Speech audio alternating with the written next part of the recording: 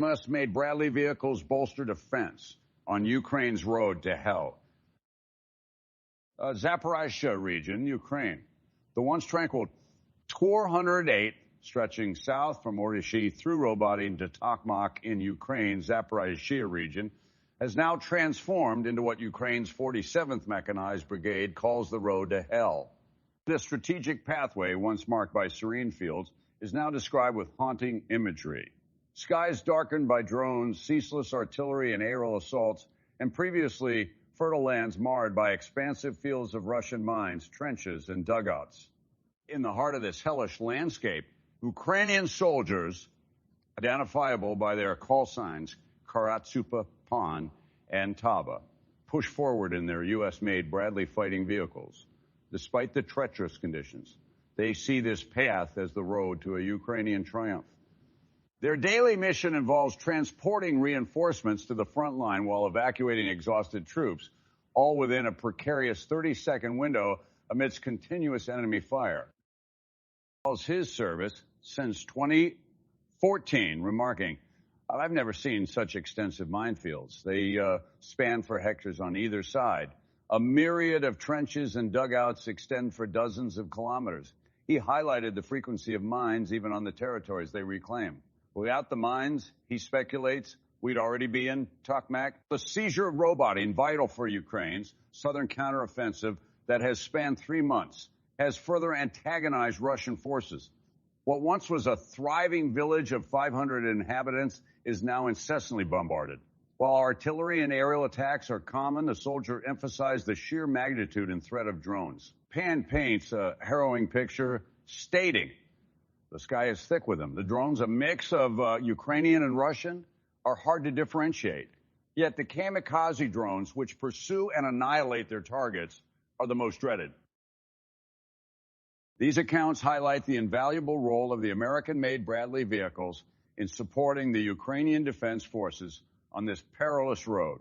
Their added protection aids the troops as they navigate a terrain characterized not just by physical obstacles, but also by an intense psychological battle.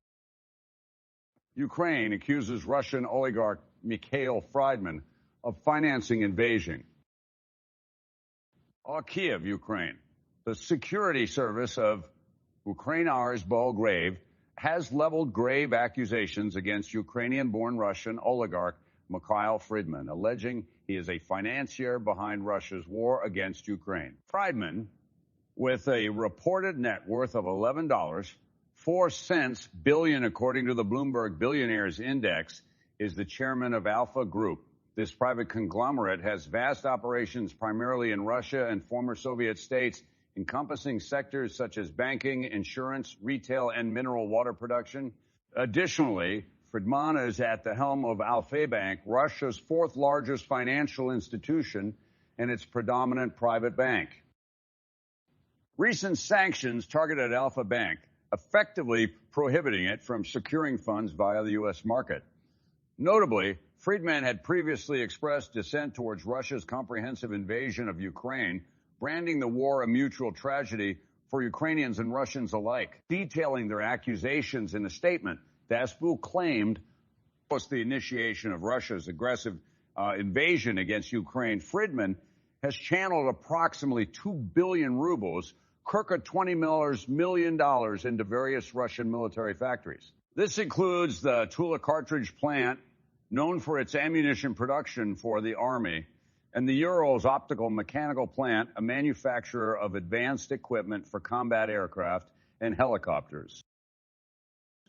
Fridman allegedly leverages Alpha Group's resources to widely distribute products labeled under the Russian Army trademark, which includes dry rations and clothing for the military.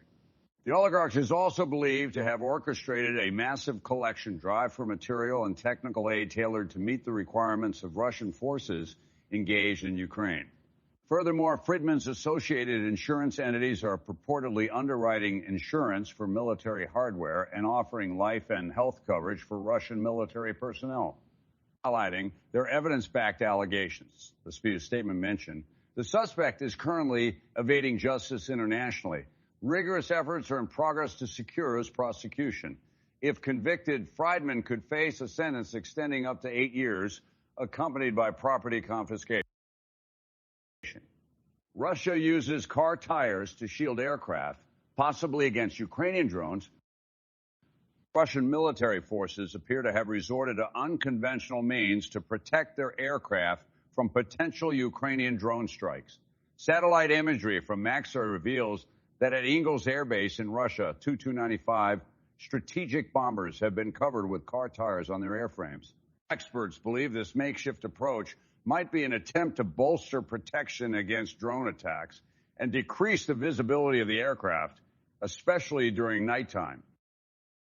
The efficacy of such a tactic in damage mitigation is debatable. Francisco Serra Martins, associated with drone manufacturer One Way Aerospace, whose drones have been deployed by Ukrainian forces, opined while it might marginally reduce the thermal signature of exposed aviation assets on airfield aprons, they would still be detectable through infrared cameras. Stephen Watkins, a specialist who monitors aircraft and ships via open source research, termed the move as seemingly eccentric. He observed Russian forces seem intent on enhancing the protection of planes that would otherwise be easy targets. Watkins added, its success would largely depend on the type of warhead mounted on the missile or drone. He suggested that the tires might be intended to prevent shrapnel from an airburst above the aircraft from penetrating its structure. An unnamed NATO military official, while discussing this unconventional defense approach with CNN, confirmed that the alliance was aware of it. Speaking under the condition of anonymity, the official said, "We believe it's geared to guard against drones. However, its effectiveness remains uncertain."